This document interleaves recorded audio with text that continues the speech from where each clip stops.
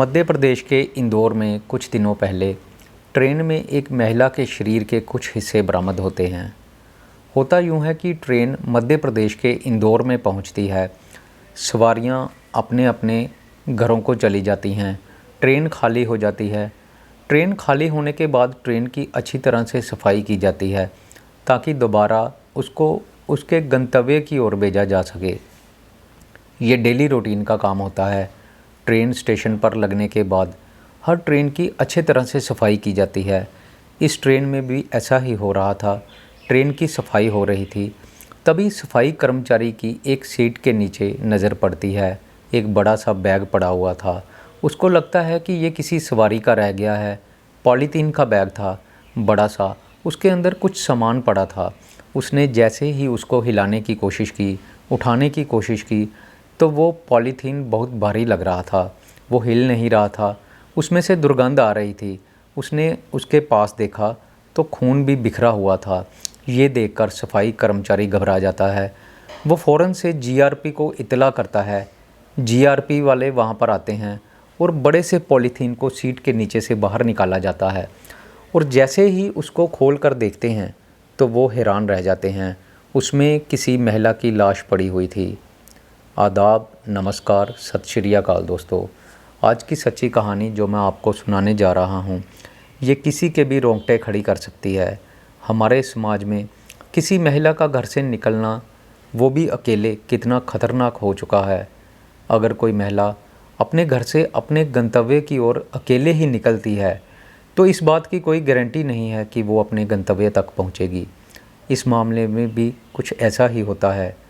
जैसे ही उस पॉलीथीन को खोलकर लाश को बाहर निकाला जाता है तो पुलिस वाले देखते हैं कि पॉलीथीन में महिला का धड़ और सर अलग पड़ा हुआ था, जबकि उसके हाथ और उसके जो पैर हैं वो बैग में नहीं थे। ये देखकर पुलिस वाले हैरान रह जाते हैं।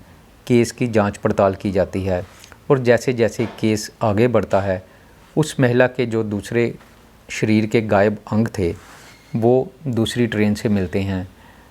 उस महिला के शरीर के कुछ हिस्से महू नागदा चलने वाली ट्रेन में और दूसरे हिस्से ऋषिकेश जाने वाली ट्रेन में मिलते हैं। ऋषिकेश और इंदौर जीआरपी पुलिस जांच पड़ताल में जुट जाती है और आखिरकार इंदौर जीआरपी पुलिस ने मामले का खुलासा किया, जो कि यकीनन बहुत ही हैरान करने वाला था। आरोपी को गिरफ़्तार कर लिया जाता है और उससे पूछताछ की जाती है। सारा किस्सा इस तरह से शुरू होता है। इंदौर रेलवे स्टेशन के यार्ड में महू इंदौर पैसेंजर ट्रेन के जनरल कोच में एक अनजान महिला का शव एक बड़े से बैग में एक सीट के नीचे पड़ा हुआ मिलता है। पुलिस वाले मौके पर पहुंच जाते हैं, जांच शुरू करते हैं तो पता चलता है कि महिला के दोनों हाथ और पैर रेलवे स्टेशन ऋषिकेश उत्तराखंड में मिले हैं। कुछ समझ नहीं आ रहा था ऐसा किसने और क्यों किया, क्योंकि किसी ने उस बैग को किसी को भी रखते हुए नहीं देखा था। कातिल को किसी ने देखा नहीं था। पुलिस को कुछ समझ नहीं आ रही थी। लाश की अच्छी तरह से जांच पड़ताल की जाती है। पोस्टमार्टम की रिपोर्ट आती है तो लाश के हाथों पर मीरा बहन और भाई गोपाल का नाम लिखा हुआ था। उसके बाद पुलिस मध्य प्रदेश में गुम हुई महिलाओं के बारे में जानकारी हासिल करती है तो पुलिस को पता चलता है कि इस तरह के टैटू आमतौर पर गुजरात सीमा से लगते बाबुआ रतलाम के लोग अपनी बाजू पर बनाते हैं। वहाँ पर लोगों से संपर्क किया जाता है और पुलिस वाले उनसे जानने की कोशिश करते हैं कि क्या इस नाम की महिला आपके आसपास के एरिया से पिछले कुछ दिनों से गायब है। पुलिस की जांच धीरे धीरे आगे बढ़ रही थी तो पुलिस को पता चलता है कि ये महिला जिसकी लाश बरामद होती है ये रतलाम ज़िला की रहने वाली थी। महिला अपने पति और 2 बेटियों के साथ रहती थी। एक दिन महिला का अपने पति से किसी बात पर झगड़ा हो जाता है। उसके बाद वो महिला अपने पति को बोल देती है कि मैं घर छोड़ के जा रही हूँ। उसका पति उसको रोकने की कोशिश नहीं करता। महिला अपने कपड़े एक बैग में भरती है और पति का घर छोड़कर अपने मायके मथुरा जाने के लिए घर से रवाना हो जाती है।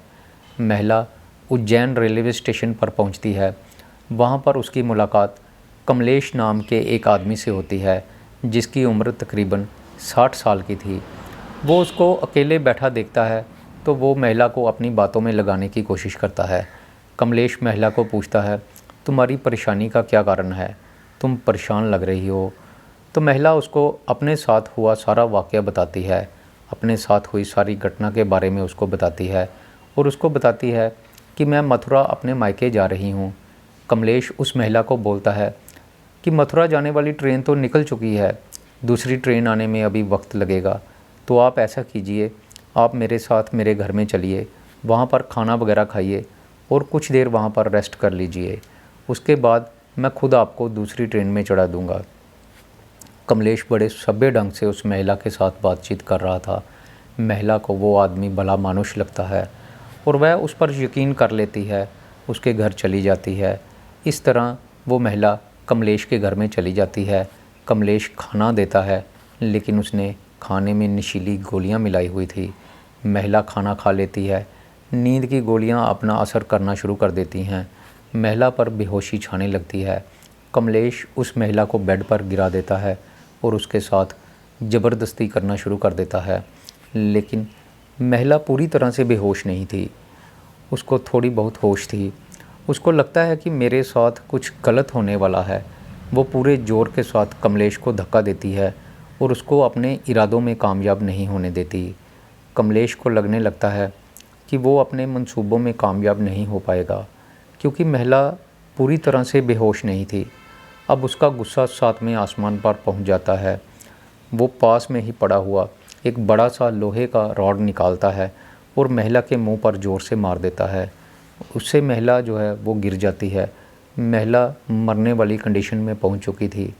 तो कमलेश उसको गला घोंटकर उसको जान से मार देता है और उसके बाद वो अपने एक कसाई दोस्त के पास जाता है। वहाँ से मीट काटने वाला एक बड़ा सा चाकू लेकर आता है और उस महिला के छोटे छोटे टुकड़े कर देता है। उसके बाद कमलेश ने बोरियों में उस लाश के टुकड़ों को भरा और उनको ठिकाने लगाने के लिए वो रेलवे स्टेशन पहुंच जाता है। रेलवे स्टेशन में ट्रेन खड़ी थी, उसमें वह लाश वाली बोरी रखता है, लेकिन दोनों बोरियां उसमें नहीं रख पाता कि ट्रेन चल पड़ती है। तभी अभी उसने एक ही बोरी ट्रेन के अंदर रखी थी, दूसरी बोरी उसके पास ही पड़ी थी। ट्रेन चल पड़ी। दूसरी बोरी को लेकर वो दोबारा से अपने घर चला जाता है। शाम को वो दोबारा स्टेशन पर आता है। दूसरी बोरी को उसने ट्रेन में रख दिया। उसके बाद वो इत्मीनान से अपने घर वापस चला जाता है। उधर दूसरी तरफ जब पुलिस वालों को अज्ञात महिला की लाश बरामद होती है तो वो इस केस की तहकीकात करते हैं। लाश की पहचान होने पर उस महिला की बेटियां सामने आती हैं और मां के हाथ पर बने हुए टैटू और उसके कपड़ों से अपनी मां की पहचान कर लेती हैं। अब कातिल पुलिस की पकड़ से दूर था, किसी ने बैग रखने वाले को नहीं देखा था। पुलिस को समझ नहीं आ रहा था कि इस केस को किस तरह से सॉल्व किया जाए। तभी उनको एक छोटा सा क्लू मिलता है।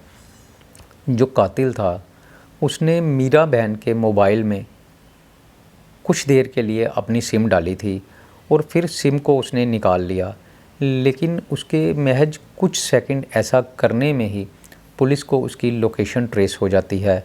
मरने वाली महिला मीरा बहन के फ़ोन की लोकेशन ट्रेस करते हुए पुलिस वाले कमलेश तक पहुंच जाते हैं।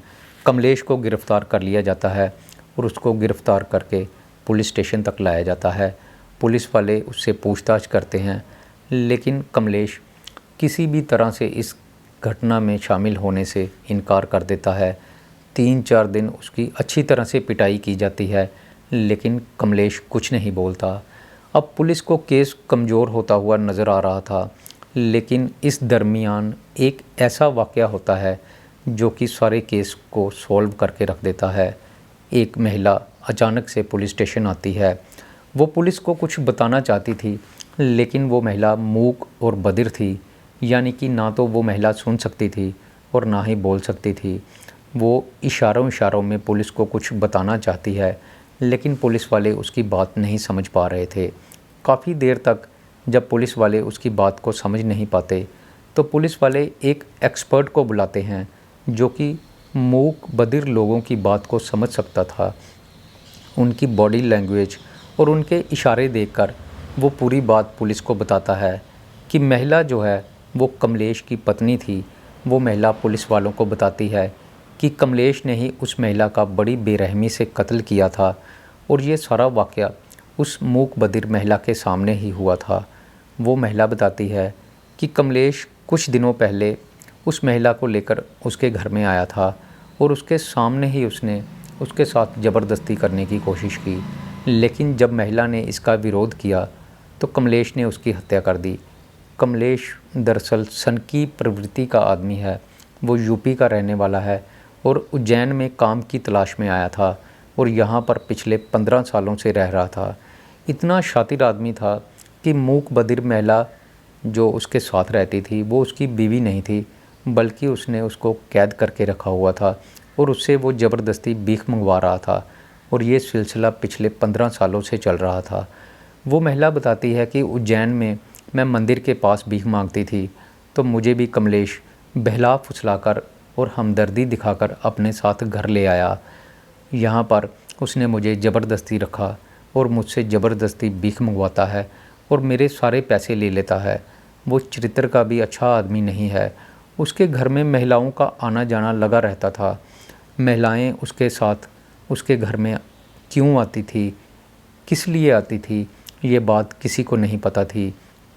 वो मूक बधिर महिला पुलिस को बताती है कि कमलेश जब ये सारे घटनाक्रम को अंजाम दे रहा था तो वो कमलेश को रोकना चाहती थी, लेकिन वो डर के मारे ऐसा नहीं कर पाती। उसको लग रहा था कि अगर उसने कमलेश को रोकने की कोशिश की तो कमलेश उसको भी जान से मार देगा, क्योंकि कमलेश ने चाकू उसकी गर्दन पर भी रख दिया था और उसको बोला था कि अगर तुमने ये बात किसी को बताई तो मैं तुम्हें जान से मार दूंगा। लेकिन वो महिला फिर भी कमलेश के ख़िलाफ़ गवाही देने जाती है और उस मूक बधिर महिला की गवाही के कारण ही ये सारा केस सॉल्व हो पाता है। तो दोस्तों, मेरी आज की ये कहानी यहीं पर ख़त्म होती है। मैं फिर आऊँगा आपके लिए एक नई कहानी लेकर। तब तक के लिए नमस्कार, शुक्रिया।